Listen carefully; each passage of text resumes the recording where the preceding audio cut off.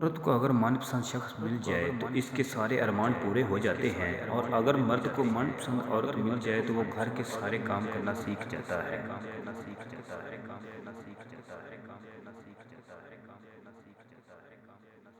میاں بیوی میں روٹھ جانے کے بعد غلطی چاہیے، جس کی بھی ہو، بات کا آغاز یوں ہی کرتا ہے جو جس کو بے پناہ محبت ہوتی ہے۔ بہترین جوڑی بہت عظیم ہے وہ میاں بیوی جو ایک دوسرے کے عیب چھپاتے ہیں اور کسی کے سامنے اپنے شریک حیات کی برائی نہیں کرتے۔ شوہر اگر گھر سے دور ہو تو لوگوں سے بھرا ہوا گھر بھی عورت کو ویران کر دیتی، خالی کر لگتا ہے۔ دنیا میں اگر آپ کو اچھی بیوی اللہ نے دے دی ہے تو سمجھ لیجئے آپ سے زیادہ دولت مند آدمی دنیا میں کوئی نہیں۔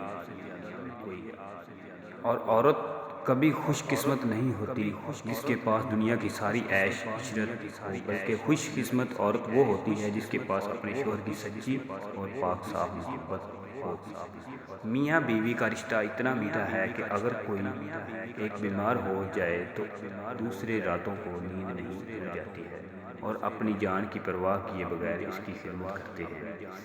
وقت اور بیوی تنگ تو کرتی ہے، لوگ جب ساتھ دیتی ہے تو زندگی بدل جاتی ہے۔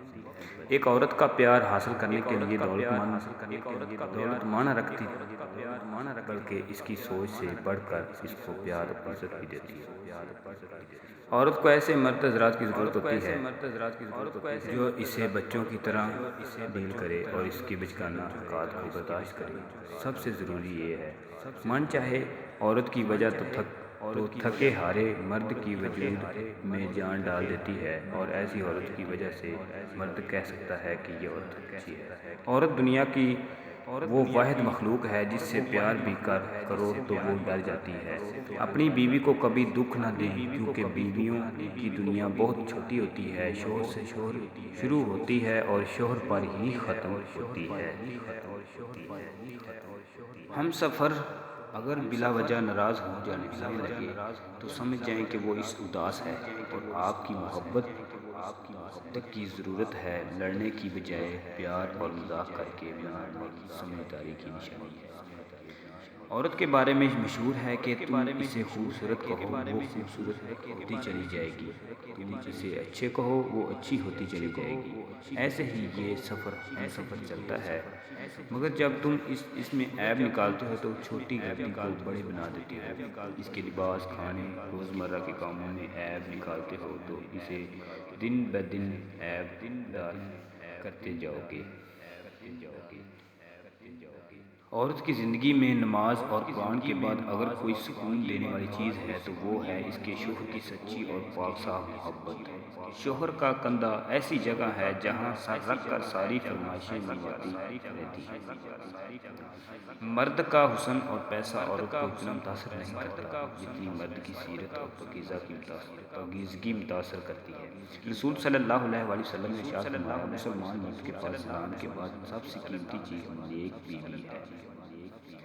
من پسند لڑکی سے شادی ہو جائے تو وہ 70,000 حوروں سے بھی زیادہ خوبصورت لگتی ہے۔ بہترین نکاح وہ ہے جس میں لڑکی کی عمر لڑکے سے چند سال زیادہ ہو۔ تمہیں کیسا ہمسفر چاہیے؟ یوسف جیسا خوبصورت نہیں جس کے قریب اگر کوئی غیر عورت آئے تو وہ کہے اللہ تعالیٰ کی پناہ۔ گھر سے باہر جاتے ہوئے بیوی کو بتا کر جانا بیوی کی غلامی نہیں بلکہ بیوی کی فکر اور پریشانی کو کم کرنا ہے۔ مرد کا دل جب عورت سے بھر جاتا ہے تو وہ تین کام کرتا ہے، اپنا لہجہ بدل لیتا ہے، عورت کے کردار پر انگلی اٹھانے لگتا ہے اور ہر وقت مصروف رہنے لگتا ہے۔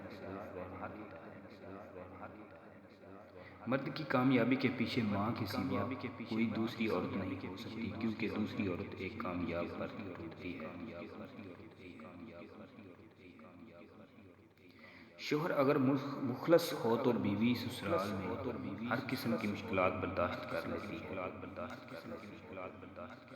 بیوی کی عزت، حیا اور فکر کرنے والی مرد کی تربیت ایک بہترین ماں کے ہاتھوں کی سی ہوتی ہے۔